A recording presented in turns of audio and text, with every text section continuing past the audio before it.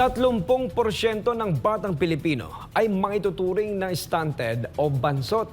Isa sa mga pinakamataas na bilang sa buong mundo ayon sa DSWD. Samantala, naatasan ng ahensya na pag-aralan pang mabuti ang implementasyon ng food stamp program dahil sa mga taas ng presyo ng mga bilihin. Si Creseline Catarong sa report.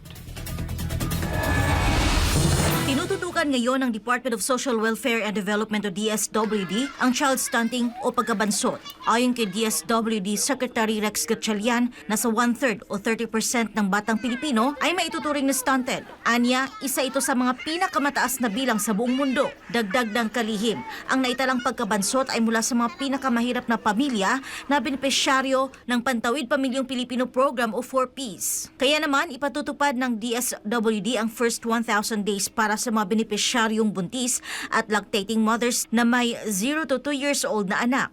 Kasi 1/3 ng mga kabataan natin, 30% ng ating mga kabataan is rated as stunted. Isa sa pinakamataas sa mundo.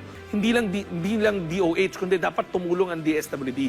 Kaya alam natin, itong pagkabansot, malalim yan doon sa mga pinakamahirap na pamilya sa 4Ps. Kaya mag-i-introduce tayo ng first 1,000 day grants para sa mga nanay na nagbubuntis o may anak na mula 0 to 2 years old.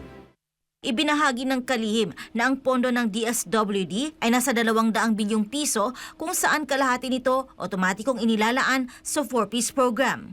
Automatic yan. Sila ang pinakamalaking bahagi at porsyento ng aming budget. Kasi yung 4Ps program, ang layunin yan, mabali yung kahirapan na naisasalin mula sa isang henerasyon patungo sa isang henerasyon. Nabatid na nasa 4.4 milyong pamilyang Filipino ang miyembro ng 4Ps. Dahil naman sa taas ng presyo ng mabilihin, naatasan din ang DSWD na pag-aralan pa ng mabuti ang implementasyon ng food stamp program. Kaya naman may panibagong pilot implementation ng programa na ikakasa ngayong taon mula Enero hanggang Hulyo. Dahil sa taas ng presyo ng bilihin, yung 3,000 pesos ba sapat pa o kailangan na i-adjust?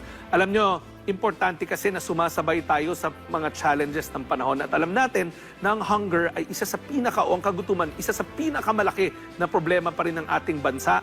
Sa huling talaan ng Philippine Statistics Authority, 750,000 na pamilyang Pilipino ang tinatawag na food poor. Sila yung mga pamilya na hindi kumikita na lalagpas sa 13,000 piso kada buwan. Ibig sabihin, pagkain pa lang, kulang na yung kanilang kinikita. Para sa Diyos at sa Pilipinas kong mahal, Creseline Catarong, SMNI News.